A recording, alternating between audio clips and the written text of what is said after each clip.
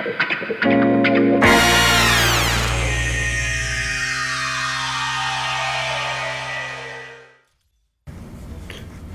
everybody, welcome to the newest episode of the GamingForFools podcast. I'm your host, Pliskin Plays. It's been a minute. It's been about 10 months since the last episode. Played a lot of games. I've played, according to my PlayStation account, I've played 50 games and over 1,000 hours. So, it's a lot to talk about. But more recently, we just had the Game Awards by Jeff Keighley and company. And with that, many Game Awards and many game announcements, more importantly. So I kind of want to go through the most important games to me. And before I say that, those games, I want to give a huge shout out to Astrobot for winning Game of the Year, beating Elden Ring, Shadow of the Erdtree, which shouldn't have been there. It's not a fucking game, it's a DLC. Balatro, which is also a great pick, I think, in my opinion, due to the fact that it's indie. Anytime an indie gets nominated for Game of the Year, it's a huge win for that community. Yeah, shout out to Astrobot. It's a great game. Looked great. I haven't played it myself, but just from the trailers and the reception and from the people I trust, it looks and sounds like a great game. Now, in my opinion, the biggest news of the night was the showcase of Naughty Dog's new game called, I kind of hate this fucking name, I'll be honest with you. The name of the game is called Intergalactic, the Heretic Prophet of, no wait, let me try that again. Intergalactic, the Heretic Prophet. It's a fucking awful name. Like, going from Uncharted to this, or The Last of Us to this, it's rough, man. Like, it don't sound great, but I'm optimistic because it's Naughty Dog. It's one of the best developers in the world. So it seems to me, given off the trailer we just saw, that Intergalactic is a third-person action adventure sci-fi game. Since the PS3 generation, so it's been 2 generations. Over 10 years has passed.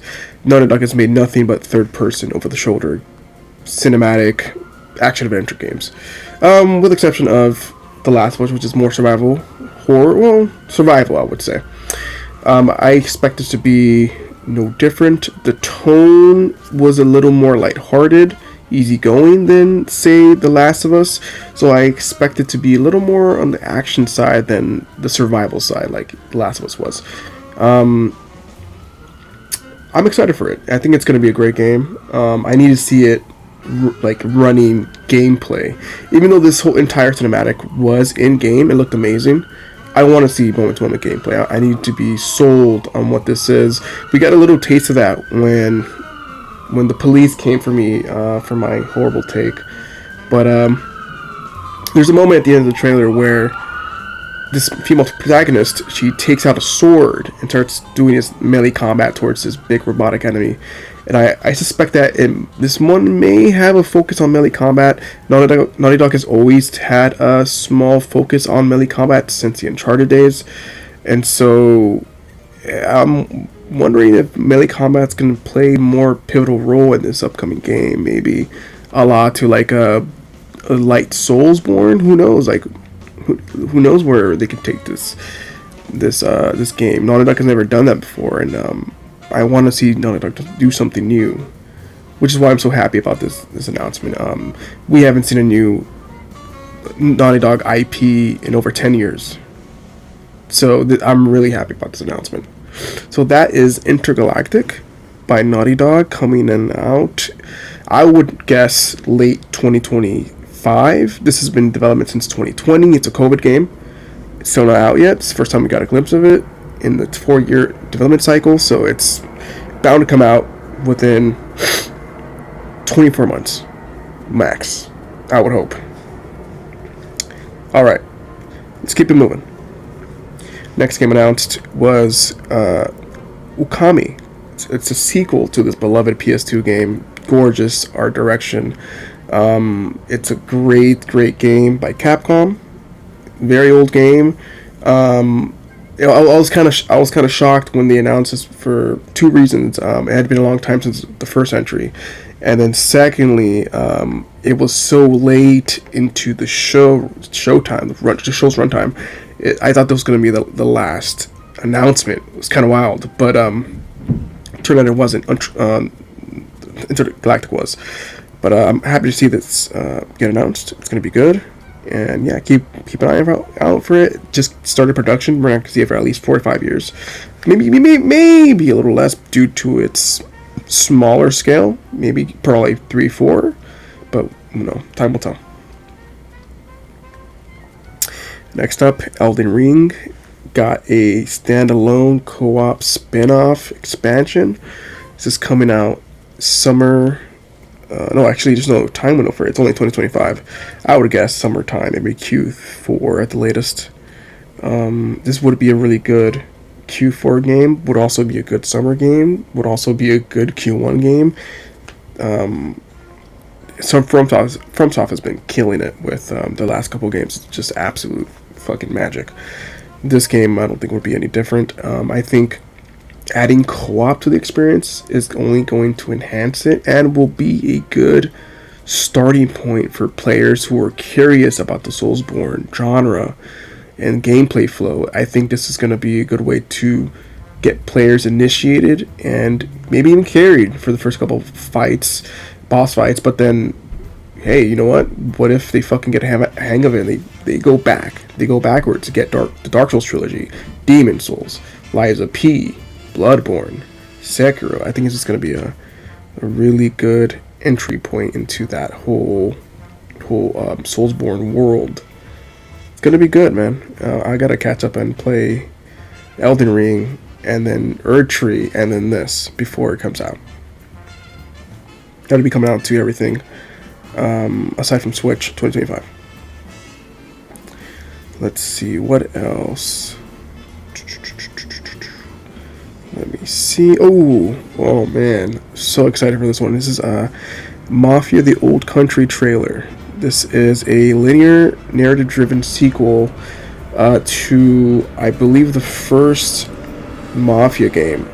If you guys aren't aware, the Mafia series is a third-person historical narrative game, kind of in line with what you would see with GTA, open world, third-person. Story focused. I think that the writing, presentation, cinematics in these games are top notch. It's incredible the stories that these developers are able to tell. If you haven't played Mafia, I don't remember what year it came out in. Probably I'd say like late PS4 era. I want to say like 2018, 2019, the Mafia remake. Play that. It's very good. If you're a fan of GTA, if you like any style similar to GTA, you're really gonna like this. Excellent voice acting, excellent writing, excellent presentation. Gameplay could have been a little better, but I just think it was fantastic. This game looks even better. Cinematics are incredible. Voice acting is already looking great. Can't wait for this one. It's coming out to modern gen consoles. I don't think was it given a release window. I don't think we got a release window. Oh no, we got a summer 2025 release window. This is going to be coming out hopefully before GTA 6, where it doesn't get shit on and ate up. Yeah, definitely check out for that. Next we have let's see, Dispatch, a star-studded new game with Aaron Paul, Jeffrey Wright, Laura Bailey, and more. According to the game's Steam page, Dispatch has you playing Robert Robertson, aka Mechanica Man, whose mechanical suit is destroyed in battle against his nemesis, forcing him to take a job as a superhero dispatch center. Not as a hero, but as a dispatcher. Let's see, I don't think this has a release window yet.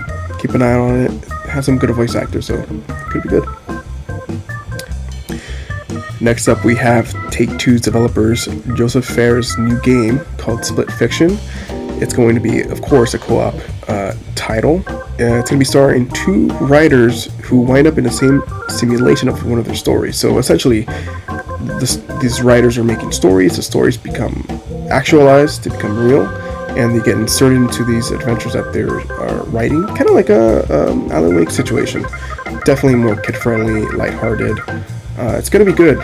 These guys have made It Takes Two, A Way Out, A Brother's Tale. All have been excellent games. Highly recommend. All ages. So much character, passion, strong art direction, fun gameplay. It's very much of a. It embodies the video game spirit. You know what I mean? It captures the joy of video games. It's a great thing, man. Highly recommend it. I have no doubt that this game will be great. It's coming out March 6th, 2025, early Q1. This is going to be an absolute day one purchase for me. I'll be playing this with whoever wants to pick up the controller next to me, and I know it's going to be a good time. Alright, moving on. Last of Us Part 2, coming to PC on April 3rd, 2025. Let's hope that it doesn't get absolute shit port like it did for the first entry, with a bushy-browed Joel and sweaty Ellie. Like in those clips where they just were having a very serious conversation about the future of Ellie, and they just start getting progressively sweater, like it just fucking got out of the pool. It's fucking hilarious. Look it up. Comes out, what was that, April? Yeah, April, pretty sure. So yeah, keep an eye on it. If you haven't played it, play it. It's very good. A little too long, but good game. Alright, next thing of note for me, Borderlands 4.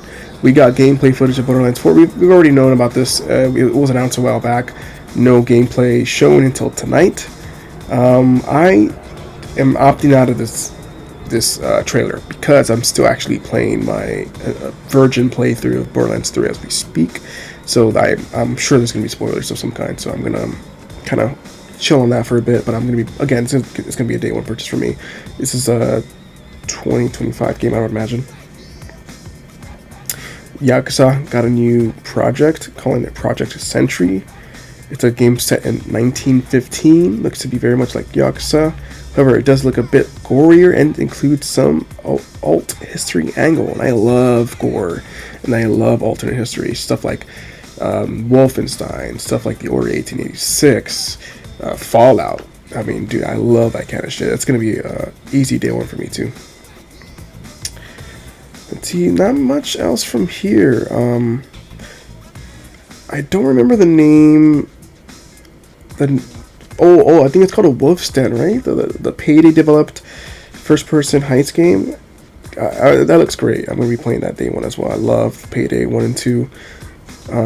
Really enjoyed it. I think that's the last game of note for me personally. This is like my list of announcements.